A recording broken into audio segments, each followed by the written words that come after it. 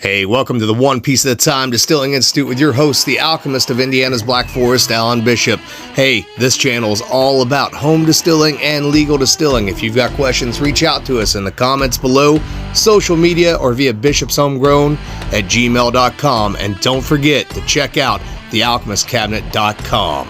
Hey, one more talking head video from here in the dungeon for the week. So I oftentimes, you guys ask questions in the comments on YouTube videos, and honestly I see them and then I forget to copy and paste them and send them back to myself so I can remember them.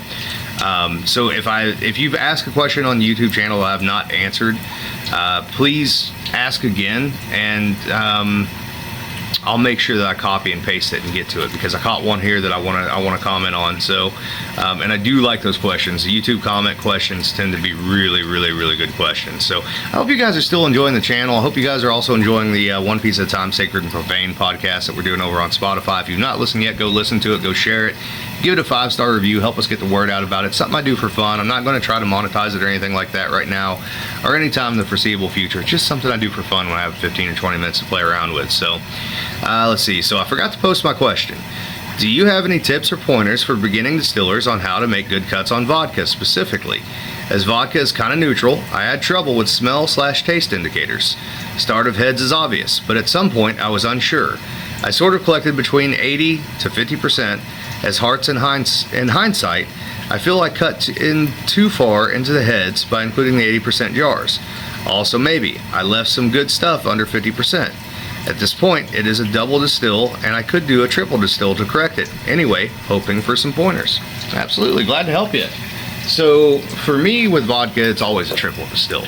So what I'm typically going to do, I'll treat it just like I would a botanical spirit. I'm going to double pot distill it to start with. So I'm going to do a stripping run. You know, I'm not going to make any cuts there. I might throw off the first little bit that comes off just to clean out the condenser, etc. And once the oils separate, I will try to pour the oils off the top. Again, those oils are going to add flavors, right? They're going to add things that you don't want.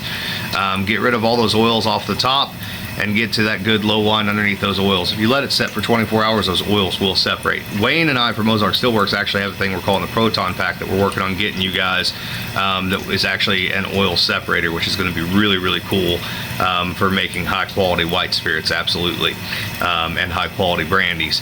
But after that, then I'll do a normal pot still distillation. But on that pot still distillation, you know, on the second run, on the finishing run, the spirit run, I'm going to do heavier cuts than I normally would for either a brown spirit or even a white moonshine. So if I'm normally, let's say that by the time I get my heads off, I'm normally at 158 proof for a white spirit, I'm going to go ahead and go to like 156 proof before I cut to hearts. If I normally would cut to tails for a white spirit at 110, I'm going to cut to tails for vodka at 120. Yeah, you're losing a little yield, but I go ahead and run all that stuff off, collect it, it goes in the faints, it gets redistilled, right? It can be made into vodka itself if you want to make it into vodka. It just takes a couple more distillations. It ain't no big deal. The third time, what I'm typically going to do is I'm going to go into the still at 80 proof everything down to 80 proof. I know I've got good clean liquor in that still. I'm going to run reflux, typically with one plate, sometimes with 2 plates.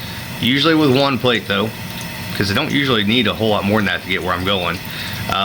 But I will sometimes take it on 2 plates, just depending on what I'm after. If I'm going for 190, proof or 190 plus proof, I'll probably run 2 plates on it. What I'm going to do is when I start up, I'm not going to run any reflux. I'm going to go ahead and take another small heads cut, just a very small one, right? More of a 4-shots cut, because all the alcohol's reorganizing. Any methanol that was left behind, some of that's going to push off the front end, any acetaldehyde, ethyl acetate, etc. I'll take a little bit off of that and throw it out. As soon as that's off, then I start refluxing. I load my plates up, reflux off of that. I might even hold in reflux for just a little bit of time beyond just loading up the plates, just to reorder the ethanol to the way that I want it and what I'm looking for, and then I start distilling. Now typically what I found with 190 plus or 190 or even 180 is you really kind of have 5 to 10 proof points that are going to be your hearts. I mean, that's really what you're going to have that's going to really be your good hearts. And it does become very hard to make any kind of discernible cut there, and you are losing a ton of yield. That's just the nature of it. But you can't be greedy with it. If you want clean alcohol, if you want clean vodka, don't be greedy with it. And always remember that whatever's left over once you make that hearts cut, go ahead and run it off and put it in with your other paints, because you can make vodka again out of that later on, right? It may not even be the same quality vodka as what you're making right now, but you want high quality vodka, take the yield loss, do the heavy cuts, right? So if you're starting off at say 191, 192, maybe you'll make it down to 185 to 188, right?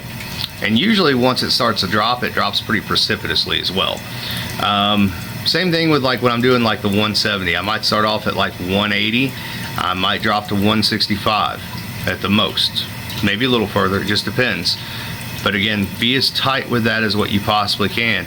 The minute that you start to get anything more than a hint of flavor out of it, you need to be cutting your tails for sure. Just turn your reflux off completely, 100%, switch it over to pot still mode and let it run that out as tails. Set that stuff aside somewhere and redistill it.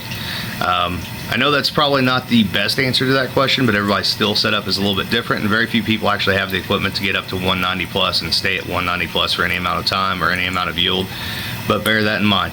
Small sections, small windows, you know, as far as what you actually want to collect is your hearts. 5, 10, maybe 15 proof points. Doubtful it's 15 proof points. Could be if you're only going to 170 or so, but if you're going to 190, 5 to 10 proof points at the most is the most you're going to want to drop. And I would say 10 is on the high end, honestly, because again, once you start to see a drop more than a proof point or two, you start to see 3 or 4 proof points come down, you're going to drop off real quick. I mean, absolutely real quick. So and it took me a long time to get the hang of that too. Now I don't make a ton of vodka, but I do make some vodka. I do like vodka that has a little flavor and a little characteristic to it. So I've kind of figured that out over the years, and it's something that I'm actually ironic that you asked this question, because stripping run currently for vodka. So this is the same recipe I gave Jesse. I just switched it up a little bit. So this is the raisin, sugar, and oats recipe. I also threw some wheat into this one. So, you know, I like wheat vodkas and I like grape-based vodkas. This should be the best of both worlds. So we're gonna do this strip, we're gonna do a double like I talked about, and then we're gonna do the third distillation with reflux and a couple plates and see where we get to. All right, guys, appreciate you listening. Love y'all. Later.